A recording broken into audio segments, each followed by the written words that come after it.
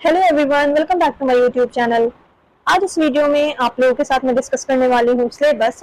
और यहाँ पे हम डिस्कस करेंगे यूपीएससी का सिलेबस। मैंने आप लोगों के साथ सी सेट का सिलेबस ऑलरेडी डिस्कस किया है, और जिन लोगों ने नहीं देखी है वो डिस्क्रिप्शन में जाके देख सकते हैं, आपको लिंक मिल जाएगा।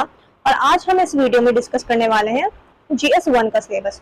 सो अगर हम यूपीएससी की प्रिपरेशन कर रहे हैं आप लोग, या किसी भी एग्जाम की, तो उसके लिए सबसे ज्यादा इंपॉर्टेंट होता है उसका सिलेबस समझना। काफी सारे स्टूडेंट्स मैंने ऐसे देखे हैं जो काफी सालों से यूपीएससी की प्रिपरेशन कर रहे हैं, बट वो क्या करते हैं कि सारे सब्जेक्ट्स बहुत ही डीपली पढ़ते जाते हैं, बट उन्हें सिलेबस पता ही नहीं होता। उन्हें ऐसा लगता है कि क्या करना है, यूपीएससी का मतलब हमें सारे सब्जेक्ट्स पढ़ने हैं, सब कुछ पढ़ना है। तो ऐसा बिल्कुल भी नहीं है। किसी भी एग्जाम को देने के लिए उसका सिलेबस पहले हमें पता होना चाहिए। सिलेबस बहुत वास्ट है, बट कुछ स्पेसिफिक टॉपिक्स जो हैं वो यूपीएससी ने मेंशन किया जहां से क्वेश्चंस आते हैं।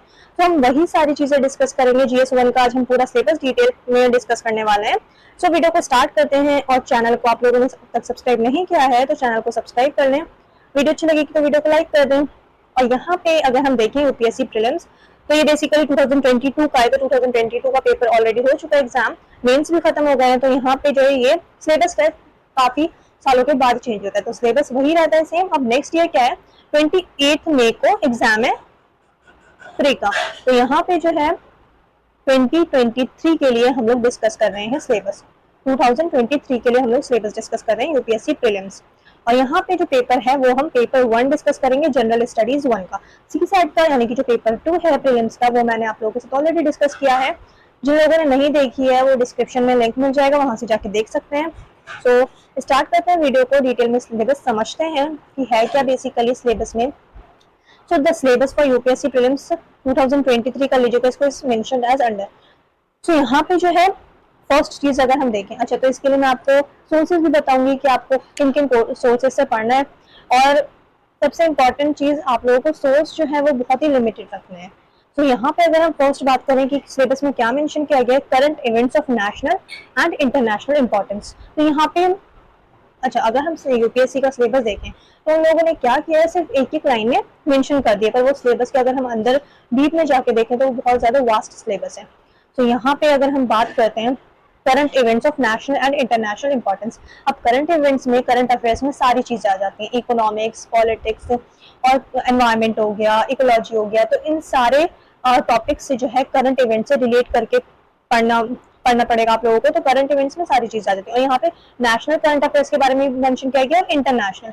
अब इंटरनेशनल जैसे कि अगर हम बात करें, अभी बहुत ज्यादा जो न्यूज में रशिया एंड यूक्रेन का वॉर चल रहा है। सो ये क्या हो जाता है, ये बहुत इंपॉर्टेंट हो जाता है अगर हम इंटरनेशनल के पर्सपेक्टिव से देखें। तो ये क्या हो गया, एक इंटरनेशनल करंट इवेंट्स हो गया। अब जैसे यूएन जनरल असेंबली अभी हुई, तो उसमें जो काफी सारी चीजें डिस्कस की गई, इंडिया ने जो अपने पॉइंट्स रखे, तो ये क्या है, ये इंटरनेशनल रिलेशंस के पर्सपेक्टिव से इंपॉर्टेंट हो जाता है। तो करंट अफेयर्स की अगर हम बात करें तो ये बहुत वास्ट टॉपिक है, इसके अंदर काफी सारी चीजें आती हैं जो कि यूपीएससी ने मेंशन नहीं किया है, बट क्या है, अब इसके अंदर अगर हम देखें तो वो सारी चीजें कवर होंगी।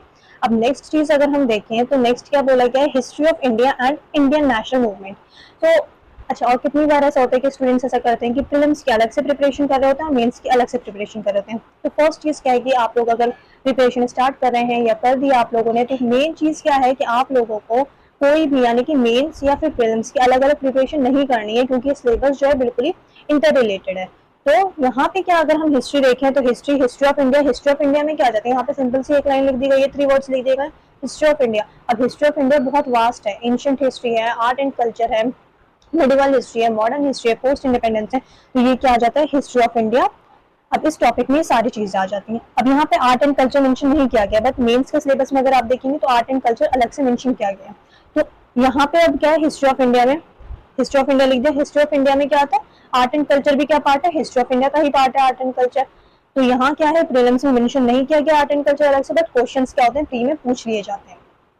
अब नेक्स्ट चीज जो इन लोगों ने मेंशन किया, Indian national movement. So Indian national movement बहुत अच्छे से पढ़ना है आप लोगों को, यहाँ से बहुत क्वेश्चंस बनते हैं। और प्री की अगर हम बात करें हिस्ट्री की, तो यहाँ पे आपको क्या नहीं पढ़ना है प्रीलिम्स में, आपको ये सारी चीजें मेंस के लिए भी पढ़नी है, बट मेंस में आपको एक एक्स्ट्रा चीज क्या पढ़नी है हिस्ट्री में, वो पढ़नी है आपको वर्ल्ड हिस्ट्री, जो कि प्रीलिम्स में नहीं पढ़नी है। तो प्रीलिम्स में यहाँ वर्ल्ड हिस्ट्री का कोई काम नहीं, वर्ल्ड हिस्ट्री नहीं पढ़नी। हाँ, अगर आपको यहाँ पे करंट इवेंट्स मेंशन किए गए हैं, तो यहाँ पे अगर हम बात करें वर्ल्ड वॉर 2 की, तो उससे रिलेटेड अगर कोई न्यूज आती है जर्मनी से रिलेटेड, तो वो फिर वो उस पर्सपेक्टिव से इंपॉर्टेंट हो जाता है। अब जैसे रशियन रिवॉल्यूशन की बात करें, अगर उस पर्सपेक्टिव से, जैसे रशिया एंड यूक्रेन का वॉर हो रहा है, तो उससे रिलेटेड अगर कोई न्यूज निकल के आती है, उससे रिलेट करके कोई न्यूज निकल के आती है, तो वो क्या हो गया, वो इंपॉर्टेंट हो जाता है। तो वो क्या हो गया, वो वर्ल्ड हिस्ट्री से भी कनेक्ट करते हैं, इंटरनेशनल इंपॉर्टेंस जो है या करंट अफेयर्स है, तो ये चीजें आपको पता होनी चाहिए बहुत अच्छे से। अब नेक्स्ट अगर हम बात करें इंडियन एंड वर्ल्ड ज्योग्राफी। अब यहाँ पे इंडियन एंड वर्ल्ड ज्योग्राफी में, ज्योग्राफी बहुत ही वास्ट सिलेबस है, ज्योग्राफी का बहुत ही एक वास्ट सब्जेक्ट है अपने आप में। तो यहाँ पे जो है, यहाँ पे मेंशन क्या है कि प्री में कौन कौन सी ज्योग्राफी इंपॉर्टेंट है। तो यहाँ पे फिजिकल ज्योग्राफी, और फिजिकल ज्योग्राफी की अगर यहाँ बात हो रही है तो इंडियन फिजिकल ज्योग्राफी भी एंड वर्ल्ड फिजिकल ज्योग्राफी भी। देन सोशल ज्योग्राफी, तो यहाँ पे सोशल ज्योग्राफी की जो बात हो रही है, इंडिया के पर्सपेक्टिव से इंडिया को डीप में पढ़ना है आपको, एंड फिर वर्ल्ड लेवल पे भी पढ़ना है। Then economic geography, economic geography India के पर्सपेक्टिव से बहुत डिटेल में पढ़ना होगा, देन वर्ल्ड के पर्सपेक्टिव में भी। तो economic of India and the world. अब यहाँ पे ज्योग्राफी की अगर हम बात करें तो यहाँ पे कौन सी ज्योग्राफी प्री में नहीं पढ़नी है आपने, तो वो है human geography. Human geography prelims के पर्सपेक्टिव से इंपॉर्टेंट नहीं है, बट मेंस में बहुत इंपॉर्टेंट है। अब नेक्स्ट है यहाँ पे इंडियन पॉलिटी। अगर अब हम पॉलिटी की बात करें तो सिलेबस में मेंशन किया गया इंडियन पॉलिटी एंड गवर्नेंस। अब इंडियन पॉलिटी एंड गवर्नेंस में काफी सारी चीजें आ जाती हैं, जैसे कॉन्स्टिट्यूशन हो गया, पॉलिटिकल सिस्टम हो गया, पंचायती राज हो गया, कुछ चीजें, कुछ स्पेसिफिक टॉपिक जो यूपीएससी ने मेंशन किया, जहां से बहुत सारे क्वेश्चंस बनते हैं और कंटिन्यूसली पूछे जाते हैं। देन पब्लिक पॉलिसीज, अब पब्लिक पॉलिसीज में काफी सारी पॉलिसीज आ गई, तो ये पब्लिक पॉलिसीज जो यहाँ पे, ये बेसिकली जो करंट अफेयर से रिलेटेड पॉलिसीज हैं, वो पॉलिसीज यहाँ पे इंपॉर्टेंट हो जाती हैं। Then rights issues, women's rights, children rights, तो ये सारी चीजें जो है ये इस टॉपिक में आ जाएगा। अब नेक्स्ट अगर हम बात करें तो economic and social development. So economic and social development जैसे sustainable development, poverty, inclusion, demographics, social sector initiatives and etcetera. अब जैसे इन्फ्लेशन है, तो इन्फ्लेशन कंटिन्यूसली राइज हो रहा है, ठीक है, तो वो इंपॉर्टेंट हो जाता है इकोनॉमिक के पर्सपेक्टिव से। अब अगर हम नेक्स्ट बात करें general issues and environmental ecology, biodiversity and climate change that do not require subject specialisation. Okay, तो यहाँ पे जैसे एनवायरमेंट से रिलेटेड, अब एनवायरमेंट का ऐसे मेंशन कर दिया एनवायरमेंट एंड इकोलॉजी, तो एनवायरमेंट एंड इकोलॉजी में जो चीज आप लोगों ने मेंस में डिटेल में पढ़ेंगे तो क्वेश्चंस वहीं से बन के आ जाते हैं। करंट अफेयर से रिलेट करके पढ़ेगा तो क्वेश्चंस वहां से आ जाते हैं, environment and ecology. Then biodiversity, ये भी एनवायरमेंट का ज्योग्राफी का पार्ट है, क्लाइमेट चेंज ज्योग्राफी का पार्ट है। तो ये सारी चीजें जो है एक दूसरे से इंटर रिलेटेड है। Then general science, general science ऐसे ही मेंशन कर दिया 2 वर्ड्स में, जनरल साइंस। अब जनरल साइंस के लिए बेसिक्स जो आपको पता होने चाहिए, तो 6th to 10th की जो आपकी बुक्स हैं एनसीईआरटी की, वो बहुत अच्छे से पढ़ लीजिएगा, वहां से आपके कॉन्सेप्ट्स जो है वो क्लियर हो जाएंगे अच्छे से।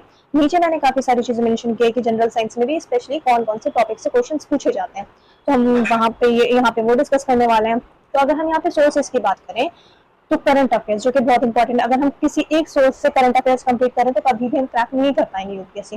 या हिंदू पढ़ रहे हैं या इंडियन एक्सप्रेस पढ़ रहे हैं, तो हमें ऐसा नहीं है कि सिर्फ एक ही न्यूज़पेपर पढ़ ली या फिर महीने में एक मंथली मैगजीन पढ़ ली तो उससे हमारा करंट अफेयर्स वाला टॉपिक जो है वो पूरा क्लियर हो गया या फिर कवर हो गया, तो ऐसा नहीं होता है। आपको यूपीएससी का अगर एग्जाम देना है तो करंट अफेयर्स की प्रिपरेशन के लिए काफी सारे सोर्सेज आपको पढ़ने होंगे, बट जो जैसे हिस्ट्री है, ज्योग्राफी है, तो उसके लिए क्या है, आपको स्पेसिफिक टॉपिक से, स्पेसिफिक सोर्स से ही पढ़ना है। सोर्सेज बहुत ज्यादा नहीं होने चाहिए, सोर्सेज लिमिटेड होने चाहिए। बट अगर हम करंट अफेयर्स की बात करें तो कुछ चीजें, कुछ मैगजीन्स बहुत ज्यादा इंपॉर्टेंट है जो कि मेंशन की गई है, गवर्नमेंट की बहुत सारी पॉलिसीज, गवर्नमेंट साइट्स, तो वहां से क्या करना है, करंट अफेयर्स हमने कंप्लीट करना है। तो यहाँ पे अगर करंट अफेयर्स की बात करते हैं तो करंट अफेयर्स कहाँ से कवर होंगे, योजना मैगजीन बहुत अच्छी मैगजीन है, कुरुक्षेत्र मैगजीन, तो ये दोनों जो है ये मस्ट है। और न्यूज़पेपर की अगर हम बात करें, सबसे पहली चीज करंट अफेयर्स में क्या आती है, न्यूज़पेपर। तो न्यूज़पेपर या तो द हिंदू पढ़ लीजिए आप लोग या फिर इंडियन एक्सप्रेस, जो भी जिसमें भी आपको समझ आता है, जो भी आपको सिंपल लगती है पढ़ने में, जिसमें आपको कंटेंट ज्यादा अच्छा लगता है, तो आप दोनों में से कोई भी पढ़ सकते हैं। दोनों का ही जो होता है कंटेंट बहुत अच्छा होता है, दोनों के आर्टिकल्स बहुत अच्छे होते हैं। चाहे द हिंदू पढ़ लीजिए चाहे इंडियन एक्सप्रेस पढ़ लीजिए, बट मैं आपको रिकमेंड करूंगी कि आप लोग द हिंदू पढ़ें, क्योंकि इससे क्या है, द हिंदू से जो एक लैंग्वेज वाला पेपर है इंग्लिश का वो भी कवर होता जाएगा, वोकैबुलरीज बहुत अच्छी होती है हिंदू में। सो ये न्यूज़पेपर मैं रिकमेंड करूंगी आप हिंदू पढ़ें, बट इंडियन एक्सप्रेस भी बहुत अच्छी जो है न्यूज़पेपर है, बहुत अच्छा। तो दोनों में से कोई भी आप एक पढ़ सकते हैं, ये मेरा पॉइंट ऑफ व्यू था।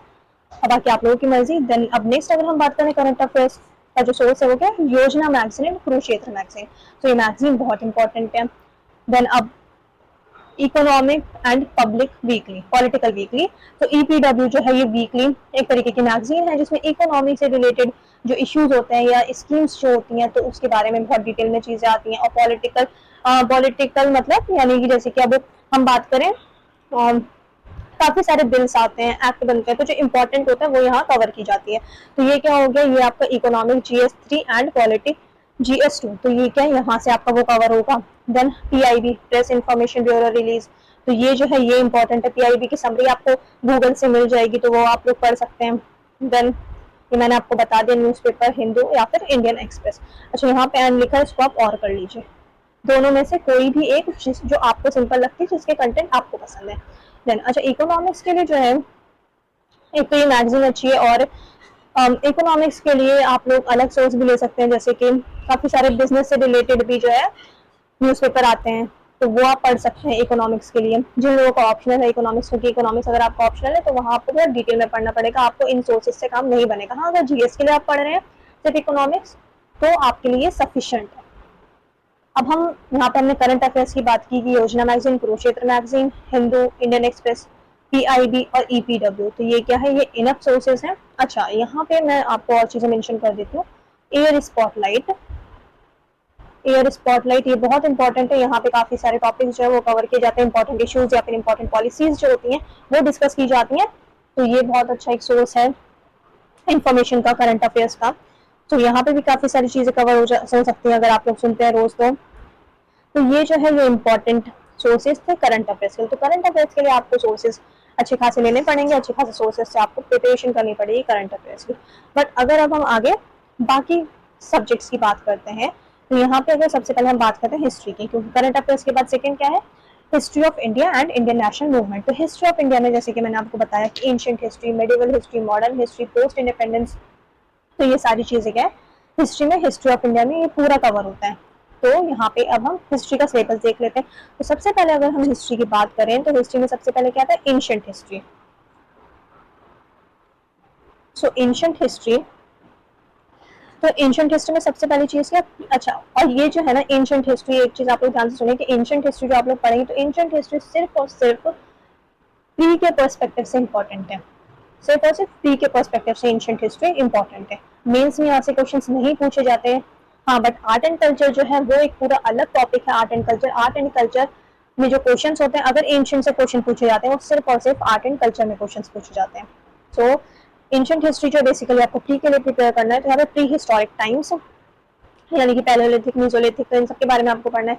IVC बहुत इंपॉर्टेंट हो जाता है, IVC Indus valley civilisation, then Rig Vedic period, letter वैदिक पीरियड। अच्छा, यहाँ पे जो मैं आपके साथ डिस्कस कर रही हूँ बाकी सब्जेक्ट्स का भी, अभी जैसे हिस्ट्री का किया, करंट अफेयर्स का किया, तो मैं एक अलग अलग वीडियो लेके आऊंगी आप लोगों के लिए। जैसे हिस्ट्री हम बहुत डिटेल में डिस्कस करेंगे कि हिस्ट्री में बेसिकली पढ़ना क्या है, हिस्ट्री के लिए सोर्सेस क्या है, तो वो हम लोग स्पेसिफिक वीडियो में हर एक सब्जेक्ट के लिए जानेंगे, समझेंगे कि सिलेबस क्या है, बेसिकली फुल सिलेबस डिटेल में एंड सोर्सेस का। यहाँ पे मैंने बस पॉइंट्स में मेंशन किया है।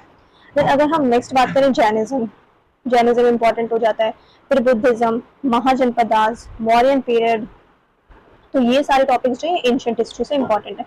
बट हम लोग ये सारा पूरा सिलेबस डिटेल में एक स्पेसिफिक वीडियो में सब डिस्कस करने वाले हैं, ज्योग्राफी भी, हिस्ट्री भी, इकोनॉमिक्स भी। तो यहाँ पे मैंने बस सिंपल एक पॉइंट्स में लिख दिए कि क्या क्या इंपॉर्टेंट है। बट जब हम डिटेल में पढ़ेंगे, तो अब जैसे हम मौर्यन पीरियड इंपॉर्टेंट, तो मौर्यन पीरियड में क्या चीज इंपॉर्टेंट है और कौन से रूलर का जो है वो इंपॉर्टेंट है टेन्योर, तो वो सारी चीजें हम लोग जब हम डिटेल वीडियो पढ़ेंगे, डिस्कस करेंगे, तो उसमें मैं आपके साथ शेयर करूंगी। देन यहाँ पे post Mauryan period, then Gupta period, Harshvardhan period, Sangam period, south Indian dynasties को संगम पीरियड, संगम डायनेस्टी बोला जाता था। तो एंशिएंट हिस्ट्री में ये टॉपिक्स इंपॉर्टेंट हैं। अब अगर हम मेडिवल हिस्ट्री की बात करें, तो मेडिवल हिस्ट्री में मेजर डायनेस्टीज जो थी अर्ली मेडिवल इंडिया में, जो मेजर डायनेस्टीज थी ये साउथ इंडियन डायनेस्टीज थी, प्रतिहारास, पल्लवास, चालुक्यास, राष्ट्रकूटास। तो ये क्या है, ये बहुत इंपॉर्टेंट हो जाता है। अब नेक्स्ट बात करें हम, तो Cholas and south Indian kingdoms, then early Muslim invasion, सल्तनत और दिल्ली सल्तनत जिसे कहा जाता है, Delhi Sultanate, Afghans, Rajputs and Mughals, then establishment of north Indian empire. पहले क्या था, सेंट्रल इंडिया में लोग रूल करते थे बेसिकली, या फिर साउथ इंडिया में रूल करते थे। तो मेडिवल पीरियड में आके धीरे धीरे नॉर्थ की तरफ एक्सटेंड होने लगी जो डायनेस्टीज थी, उन्होंने धीरे धीरे क्या किया, दिल्ली को अपना एक सेंटर बना लिया था। Then establishment of North Indian Empire, the Mughal Empire, Marathas and the other Indian states, the decline of the Mughal Empire, Vijayanagar Empire, तो ये सारे टॉपिक्स जो है ये बहुत इंपॉर्टेंट है मेडिवल हिस्ट्री के पर्सपेक्टिव से। ये सब हम डिटेल में देखेंगे जब हम स्पेसिफिक वीडियोस में पढ़ेंगे।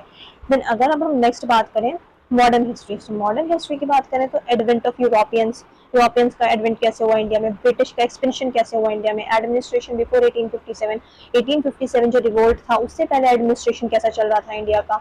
Then economic policies of the British, अच्छा ये जो बहुत इंपॉर्टेंट हो जाता है कि इकोनॉमिक पॉलिसीज जो थी ब्रिटिशर्स की वो कैसी पॉलिसीज थी और हमारी इकोनॉमी जो थी वो कितनी ज्यादा खराब हुई थी। तो ये क्या है, ये इकोनॉमी से भी रिलेट करता है। सो इंटर रिलेट करके पढ़ेगा तो आपको बहुत मजा आएगा प्रिपरेशन में। तो इम्पैक्ट ऑफ ब्रिटिश एडमिनिस्ट्रेशन, अब ब्रिटिश एडमिनिस्ट्रेशन जो था उसका इम्पैक्ट इंडिया में क्या हुआ। अब next year revolt of 1857, so revolt जो है ये बहुत इंपॉर्टेंट है 1857 का। देन एडमिनिस्ट्रेटिव चेंजेस आफ्टर 1857, अभी मैंने आपको बताया कि 1857 से पहले का पूरा जो एडमिनिस्ट्रेशन था, एडमिनिस्ट्रेटिव सिस्टम था वो कैसा था वो पता होना चाहिए, वो बहुत इंपॉर्टेंट है। देन जब रिवोल्ट हुआ 1857 का उसके बाद क्या क्या मेजर चेंजेस हुए पूरे हमारे एडमिनिस्ट्रेशन में, तो वो सारी चीज़ें इंपॉर्टेंट हो जाती हैं। Then development of civil services, development of civil services ये तो बहुत इंपॉर्टेंट है, ये तो बहुत डिटेल में पढ़ना है आपने क्योंकि यहाँ से क्वेश्चंस भी बहुत बनते हैं। अब नेक्स्ट अगर हम बात करें डेवलपमेंट ऑफ एजुकेशन, एजुकेशन का कैसे डेवलपमेंट हुआ, development of press, and then socio religious reforms, फिर रिफॉर्म्स भी धीरे धीरे बहुत ज़्यादा स्टार्ट हो गए तो ये इंपॉर्टेंट हो जाता है। प्रेजेंट मूवमेंट्स, रिवोल्यूशनरी नेशनलिज्म, तो ये टॉपिक्स जो है मॉडर्न हिस्ट्री के पर्सपेक्टिव से बहुत इंपॉर्टेंट हो जाते हैं।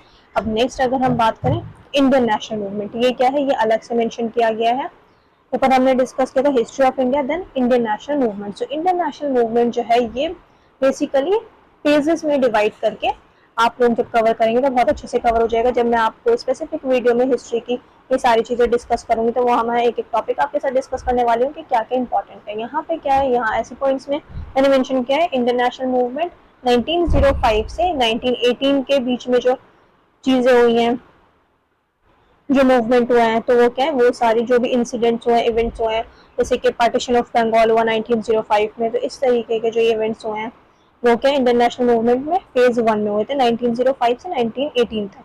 सो ये क्या है, ये इंपॉर्टेंट हो जाता है। अब नेक्स्ट अगर हम बात करें नेक्स्ट फेज की इंडियन नेशनल मूवमेंट की, नेक्स्ट फेज की अगर हम बात करें 1918 टू 1929 के बीच में जो भी हुआ, खिलाफत मूवमेंट, नॉन कॉपरेशन मूवमेंट, तो ये सारी चीज़ें क्या हो जाती है, ये इंपॉर्टेंट हो जाती है एग्जाम के पर्सपेक्टिव से। Then Indian national movement phase 3 की अगर हम बात करें 1930 टू 1947, किस तरीके से हम लोगों ने धीरे धीरे मूवमेंट बहुत ज़्यादा स्प्रेड किए ऑल ओवर इंडिया और कैसे हमें एट द एंड इंडिपेंडेंस मिली। और नेक्स्ट जो है governor generals and viceroys of India, ये इंपॉर्टेंट है, ये बहुत इंपॉर्टेंट हो जाता है कि किस गवर्नर ने, किस वाइस रॉय ने कौन सा जो है लॉ इम्प्लीमेंट किया था, कौन सी पॉलिसीज इम्प्लीमेंट की थी, तो ये सारी चीज़ें पता होनी चाहिए हमें। देन नेक्स्ट क्या है, constitutional development of Indian okay, constitutional development, जो आज हमारे पास कॉन्स्टिट्यूशन है, तो ये बेसिकली जो आइडियाज हमें आए हैं किस तरीके से हमें पूरा एक रूल करना है कंट्री को, तो ये क्या है, ये अगर हम देखें तो ये हमने ब्रिटिशर्स से ही सीखा है। तो ये क्या है, ये किस तरीके से डेवलप हुआ, कैसे डेवलपमेंट हुई इंडिया में इन सब चीज़ों की, तो इस टॉपिक में ये है। तो ये पूरा पार्ट किसका हो जाता है, मॉडर्न हिस्ट्री का, जो कि बहुत इंपॉर्टेंट है एग्जाम के पर्सपेक्टिव से। अब नेक्स्ट अगर हम बात करें art and culture,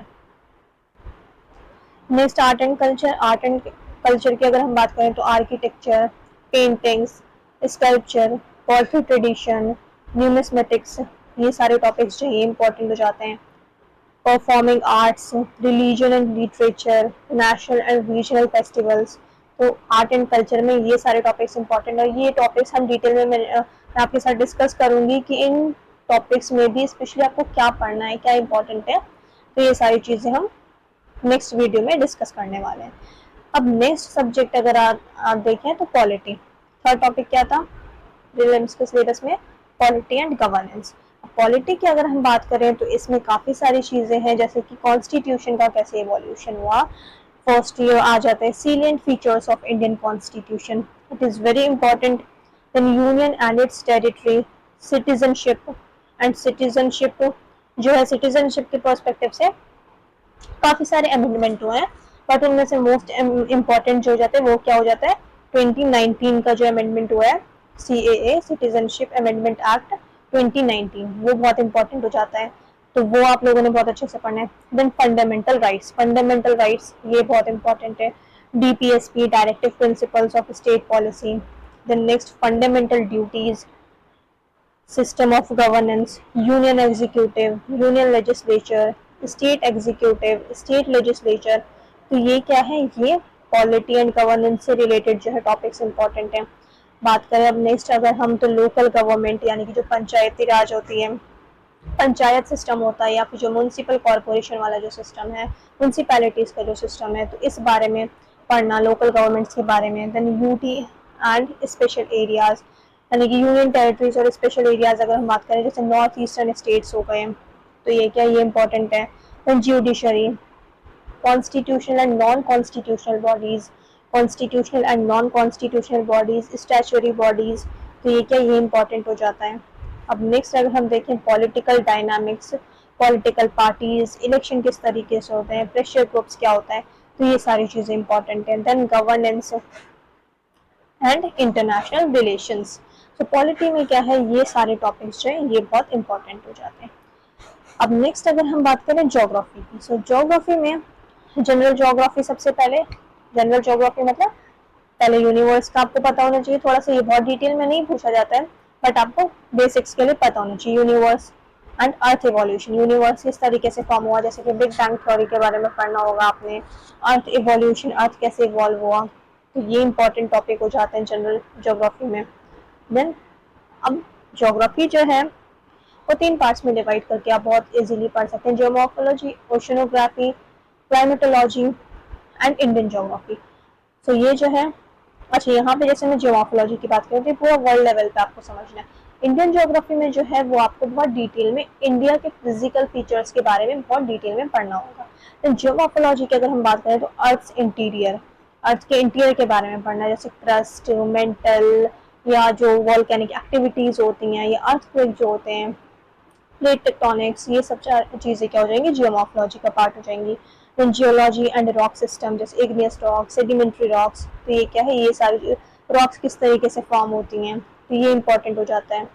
Jin geomorphic processes, geomorphic processes से काफ़ी सारे लैंड फॉर्म्स जो है वो बिल्ट होते हैं, तो ये इंपॉर्टेंट है। Then earthquakes and volcanism, distribution of continents and oceans, landforms and their evolution, तो ये क्या है, ये टॉपिक्स जो है ये जियोमॉर्फोलॉजी में बहुत इंपॉर्टेंट है। लैंडफॉर्म्स अक्रॉस द वर्ल्ड, तो यहाँ पे मैंने आपको पहले बताया था, ये क्या है जो हमें पूरा वर्ल्ड लेवल पे देखना है। देन ओशनोग्राफी, ओशनोग्राफी में hydrosphere, submarine relief features, submarine relief feature मतलब जैसे आप लैंडफॉर्म्स हैं, लैंड के ऊपर, जमीन के ऊपर जो काफी सारे फीचर्स हैं, जैसे माउंटेन्स हो गए, प्लेट्यूज हो गए, तो उसी तरीके से क्या है, ओशंस के अंदर भी काफी सारे फीचर्स हमें देखने को मिलते हैं। ठीक है, तो ये क्या है, ये ओशंस के जो अंदर फीचर्स हैं उसके बारे में बात हो रही है, submarine relief features. Then temperature and salinity, waves, oceans, current tides, current tides, तो ये क्या है, ये इंपॉर्टेंट हो जाता है। Marine resources, ocean deposits and corals, corals important है बहुत। देन क्लाइमेटोलॉजी, क्लाइमेटोलॉजी में, क्लाइमेटोलॉजी सबसे क्या लें कि बहुत ही वास्ट टॉपिक है क्लाइमेटोलॉजी। ज्योग्राफी अपने आप में एक बहुत वास्ट सब्जेक्ट है, बट अब ज्योग्राफी के अंदर भी अगर हम देखें तो क्लाइमेटोलॉजी सबसे ज़्यादा वास्ट टॉपिक है और बहुत ध्यान से पढ़ने वाली चीज़ है। सो क्लाइमेटोलॉजी में काफ़ी सारे टॉपिक्स हैं, atmosphere, inversion of temperature, insulation and heat budget, air mass, front cyclones and jet streams, wind and pressure belts, precipitation, climate zones of the world, then biogeography, soil characteristics, vegetation resources, next human and economic geography। तो human geography जो है ये mention नहीं है pre में, but क्या होता है, मैंने आपको जैसे बताया कि करंट अफेयर्स में अगर क्वेश्चन होगा तो वहां मेंशन किया हुआ है सिलेबस में कि हम करंट अफेयर से क्वेश्चन पूछेंगे, चाहे वो नेशनल चाहे वो इंटरनेशनल हो। तो आप ये नहीं बोल सकते कि ह्यूमन ज्योग्राफी मेंशन नहीं है और आप लोगों ने कैसे क्वेश्चन पढ़ लिया, आप जाके ये यूपीएससी को क्वेश्चन नहीं कर सकते, क्योंकि यूपीएससी ने करंट इवेंट्स मेंशन किया है। तो अगर ह्यूमन ज्योग्राफी से रिलेटेड कुछ न्यूज में होगा तो वो क्वेश्चन पूछ लिए जाएंगे। तो ह्यूमन ज्योग्राफी भी आपको कंप्लीट करनी है बेसिकली। तो जो सिलेबस है बेसिकली मेंस एंड प्री का बिल्कुल भी डिफरेंट नहीं है, इंटर रिलेटेड है, इंटर रिलेट करके पढ़ेगा। काफ़ी सारे स्टूडेंट्स क्रैक नहीं कर पाते हैं क्योंकि वो पहले प्री की तैयारी करते हैं, देन फिर मेंस की तैयारी करते हैं, देन इंटरव्यू की तैयारी करते हैं। तो ना तो मेंस, ना प्री, ना इंटरव्यू, तीनों जो है फेज वो एक दूसरे से बिल्कुल लिंक है, कोई भी अलग नहीं है। तो अगर हम human geography and economic geography की बात करें तो demographic and census, human development, economic activities, ये इंपॉर्टेंट है। Transport and communication, international trade, settlements, तो ये क्या है, ये बहुत इंपॉर्टेंट टॉपिक्स हैं जो कवर करने हैं आपने। Then Indian geography, Indian geography में वही physiography of India, drainage system India का कैसा है, इंडिया का क्लाइमेट कैसा है, इंडिया में कौन कौन सी सॉइल पाई जाती है, और उस पर जो कल्टीवेशन होता है, किस चीज़ की कल्टीवेशन ज़्यादा होती है, तो ये सारी चीज़ें बहुत इंपॉर्टेंट है। देन नेचुरल वेजिटेशन कैसा है इंडिया का, पॉपुलेशन, सेटलमेंट्स एंड अर्बनाइजेशन, तो ये टॉपिक्स क्या है, ये बहुत इंपॉर्टेंट है। Then land resource, mineral resource, energy resource, agriculture and basic terminology, recent development in agriculture, productivity of crops, industry, transport, तो ये क्या है, इंडिया को आपको बहुत डिटेल में पढ़ना होगा। तो सारी सी बातें, इंडिया में ही आपको ब्यूरोक्रेट बनना है तो इंडिया के बारे में आपको पता होना चाहिए। Then recent developments in industry and transport. अब नेक्स्ट अगर हम बात करें वर्ल्ड एंड रीजनल ज्योग्राफी, तो continents, countries and cities, locations in news, ये इंपॉर्टेंट है। अगर कोई भी जगह का नाम, किसी भी प्लेस का नाम अगर आपको न्यूज़पेपर में रहता है करंट अफेयर्स में, तो वो आपको उसका थोड़ा पूरा बैकग्राउंड पता होना चाहिए, वो कहाँ है, उसकी लोकेशन क्या है, मैप में कहाँ है, और उसके फिजिकल फीचर्स क्या हैं, तो ये सारी चीज़ें आपको पता होनी चाहिए। Then ecology and environment, origin of life forms, basic concepts of ecology, ecosystem functions, population ecology, तो ये क्या है, ये important topics हो जाते हैं। Then adaptation of species and interactions, terrestrial ecosystem, aquatic ecosystem, nutrient cycling. Then biodiversity, basics of biodiversity, animal and plant diversity, threats to biodiversity. So biodiversity से related जो है ये टॉपिक्स जो है इंपॉर्टेंट है, जैसे कोरल रीफ्स हो गए, मैनग्रोव्स हो गए, वेटलैंड्स हो गए, ये सारे टॉपिक्स आप लोगों की ज्योग्राफी में भी कंप्लीट है, ज्योग्राफी में भी मेंशन किए गए हैं। देन अब नेक्स्ट जो है जैसे resource degradation and management, environmental pollution, ये इंपॉर्टेंट हो जाता है, इससे रिलेटेड जो पॉलिसीज बनाई गई है। और यहाँ पे जो पॉलिसीज वगैरह हो गया एनवायरमेंट से रिलेटेड, ये सिर्फ इंडिया के पर्सपेक्टिव से इंपॉर्टेंट नहीं है, वर्ल्ड लेवल पे इस चीज़ के लिए क्या काम हो रहा है वो भी इंपॉर्टेंट है बहुत। Then climate change, then environmental governance, तो ये क्या है, ये बहुत इंपॉर्टेंट टॉपिक है environment and ecology and geography में। देन बेसिक कॉन्सेप्ट्स इकोनॉमिक्स के अगर हम देखें तो macro economics concepts, micro economics में बस कुछ ऐसे कॉन्सेप्ट्स हैं जो आपके क्लियर होने चाहिए, वरना जो है मैक्रो इकोनॉमिक्स इंपॉर्टेंट है यूपीएससी के पर्सपेक्टिव से। अब नेक्स्ट अगर हम बात करें इकोनॉमिक मेजरमेंट्स में, तो national income and it's calculation, economic growth and development, inflation important हो जाता है, और अभी तो बहुत ज़्यादा न्यूज़ में है तो ये बहुत ज़्यादा इंपॉर्टेंट है inflation. Then money and banking, money function and classification. अच्छा, ये इकोनॉमी का जो ये रिलेटेड यहाँ पे जो टॉपिक्स हैं, जैसे यहाँ पे अगर हम देखें मनी एंड बैंकिंग, तो मनी फंक्शन एंड क्लासिफिकेशन, तो ये आपको इंडिया के पर्सपेक्टिव से पता होना चाहिए। मनी एंड बैंकिंग, तो ये आरबीआई के रूल्स वगैरह पता होना चाहिए, आरबीआई को डिटेल में पढ़ना है आपने।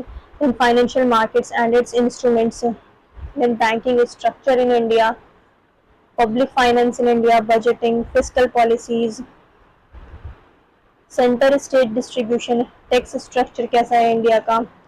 देन प्लानिंग में 5 ईयर प्लान्स जो है वो इम्पोर्टेंट है, मीनिंग क्या है, ऑब्जेक्टिव्स क्या है, हिस्ट्री क्या रही है 5 ईयर प्लान की, प्लानिंग इंस्टीट्यूशंस कौन कौन से हैं, 5 year plans in India. Then NITI Aayog बहुत इंपॉर्टेंट हो जाता है। देन ओपन इकोनॉमी क्या है, ये एक इंपॉर्टेंट टॉपिक है जिसमें फॉरेन ट्रेड कॉन्सेप्ट्स आ जाएंगे, इंटरनेशनल ऑर्गेनाइजेशंस आ जाएंगी, ट्रेड एग्रीमेंट्स जो हुए हैं वर्ल्ड लेवल पे, जो रिसेंट डेवलपमेंट हुआ है इससे रिलेटेड, तो ये सारी चीज़ें क्या बहुत इंपॉर्टेंट है। देन इकोनॉमिक सेक्टर्स की अगर बात करें, पावर्टी, एम्प्लॉयमेंट एंड अनएम्प्लॉयमेंट, तो ये बहुत इंपॉर्टेंट हो जाता है क्योंकि पैंडेमिक की बाद जो है ये टॉपिक और इम्पोर्टेंट हो जाते हैं क्योंकि इससे रिलेटेड क्वेश्चंस आते हैं, बहुत ज़्यादा अनएम्प्लॉयमेंट हो गई है, तो ये क्या है, इससे रिलेटेड जो स्कीम्स हैं, पॉलिसीज़ हैं, इसके बारे में पता होना चाहिए। Then government schemes and programmes. अब नेक्स्ट क्या है, जनरल साइंस जो है ये लास्ट टॉपिक है, और इसमें क्या है, science and technology in India की बात करें तो space, IT and communication, materials, nano technology and robotics, then defence, defence जो है मोस्ट इम्पॉर्टेंट हो जाता है इसमें। नेक्स्ट बात करें तो न्यूक्लियर टेक्नोलॉजी। अच्छा यहाँ पे, अच्छा अब नेक्स्ट जो है ये क्या है, intellectual property rights and other miscellaneous issues, then biotechnology. तो ये जो कुछ इंपॉर्टेंट टॉपिक्स थे मैंने आपके साथ डिस्कस किए हैं जो प्री के पर्सपेक्टिव से बहुत ज़्यादा इंपॉर्टेंट हैं। सो आप लोगों को वीडियो अच्छी लगी तो वीडियो को लाइक कर दें, और चैनल को आप लोगों ने अब तक सब्सक्राइब नहीं किया है तो चैनल को सब्सक्राइब कर दें। अब मिलते हैं नेक्स्ट वीडियो में।